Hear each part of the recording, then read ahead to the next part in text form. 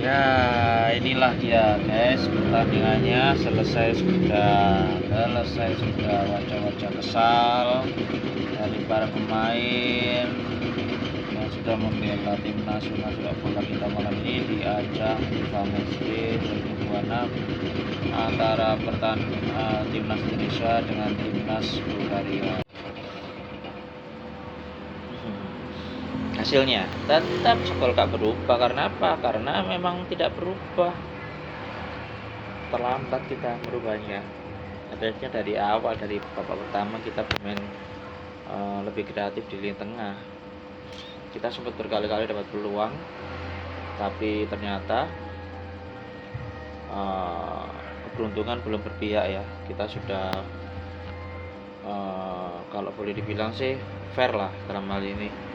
Bulgaria juga mendapatkan peluang yang bagus dan ditepis oleh Emil Audero, sementara kita juga mendapatkan peluang tapi sayangnya terjadi pelanggaran dulu dari Elkan, tapi bola berhasil dibuang sundulan dan kemudian terbentur tiang lagi ketika Oli lepas tadi. Tendangan lobbnya yang sangat tinggi tadi ternyata membentur. Lalu kemudian peluang terakhir dari Rizky Ridho yang sayangnya masih bisa ditepis oleh kiper Bulgaria yang malam ini bermain cukup bagus ya. Masih bilang bagus karena sudah hampir ke bola tapi berhasil menepis tendangannya Rizky Ridho, kemudian merebut bola yang hampir didapatkan oleh Beckham Putra. Ya, dengan skor 1-0 ini timnas akhirnya nggak bisa mendapatkan tambahan poin di ranking FIFA dan malah kehilangan poin karena sebagai tuan rumah dan kemudian kalah. Ya memang meskipun permainan timnas kita membaik di babak kedua, tapi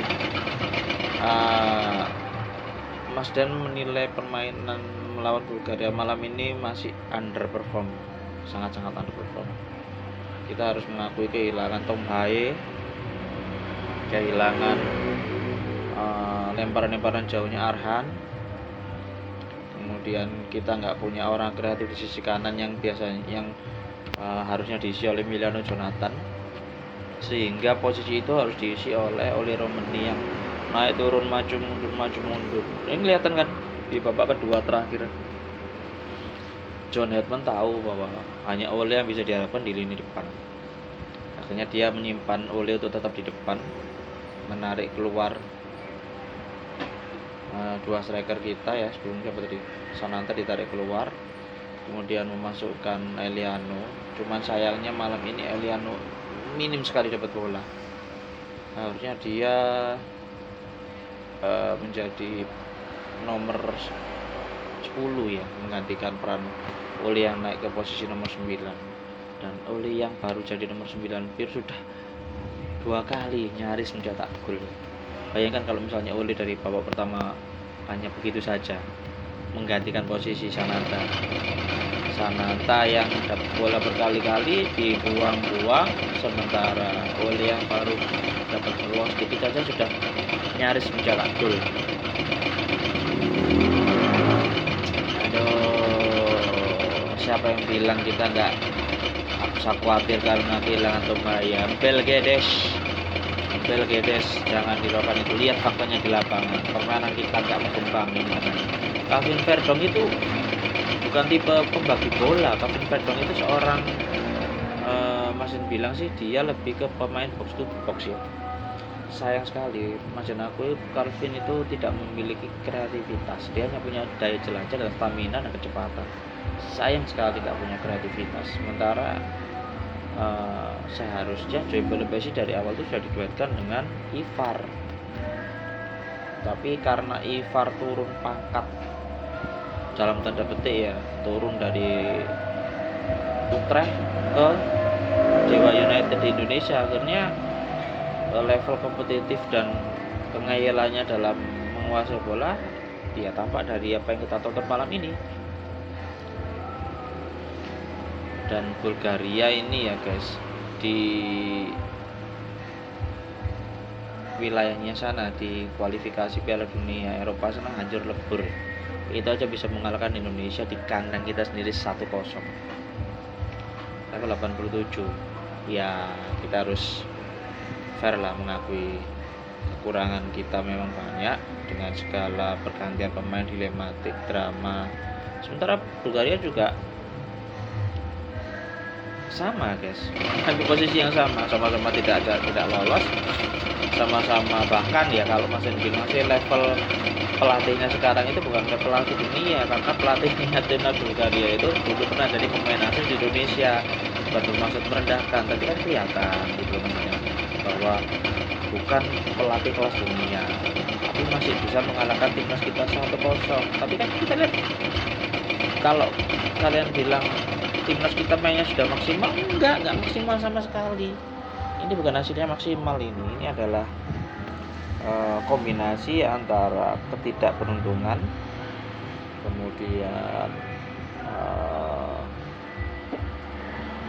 kurangnya kompetisi, nilai kompetisi dalam liga kita, sehingga kelihatan bahwa pemain-pemain lokal kita belum bisa menyamai ya. Maksudnya bilang belum bisa menyamai. Kalau ada yang bilang kan masih ada Rizky Ridho, Beckham Putra, tolonglah, please lah. Hasilnya apa? Beckham aja baru dimasukkan di babak kedua. Rizky Ridho menit-menit terakhir hampir aja melakukan blunder. Masa masih harus ingatkan penyebab kita kalah lawan Irak kemarin gara-gara siapa? Udahlah, kita akui aja main lokal kita belum bisa menyamai level pemain diaspora kita main di liga-liga tertinggi. Dan terus terang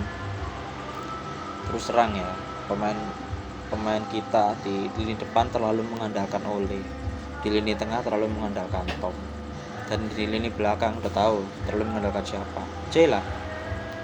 Sementara Kevin malam ini dan lawan Saint Kitts kemarin, kok Masen lihat beda ya. Ketika di awal-awal bergabung dia bermain sangat eksplosif, kreatif, tapi malam ini bahkan dia lebih cenderung ke main fisik, kemudian dribblenya tidak nampak, agresivitasnya nggak ada, nggak sama apa, karena gara-gara dia main di Mönchengladbach sebagai back, akhirnya dia hanya kurang mendapatkan jam terbang untuk menyerang. Dan yang paling kelihatan menurun menurut Mas Den ya adalah VAR. Sananta sangat drop.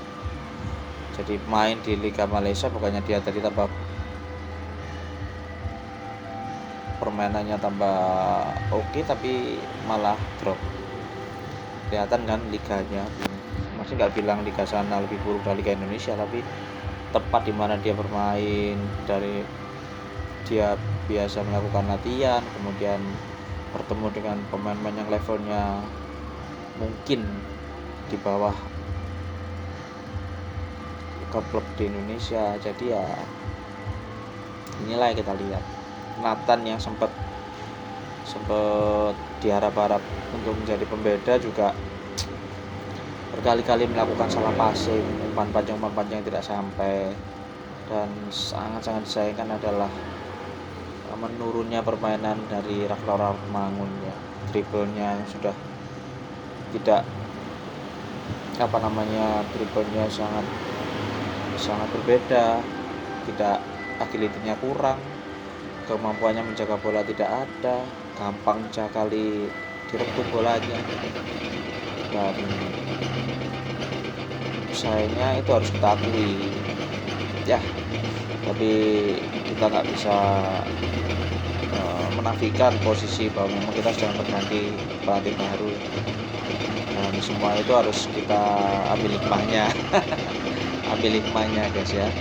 Kita harus bersabar karena target dari John Herdman adalah membawa timnas kita untuk berjuang lolos ke Piala Dunia di 2030. Jadi ya kita tetap harus percaya, kita tetap dukung, tapi kita harus kritis juga dan jujur. Dan yang paling masih bikin di malam ini adalah komentator kita yang terlalu soft spoken ya, terlalu Oke, itu aja dari Mas Den. Komen kalau kalian punya pandangan. See you in the next comment. See you in the post. Ciao.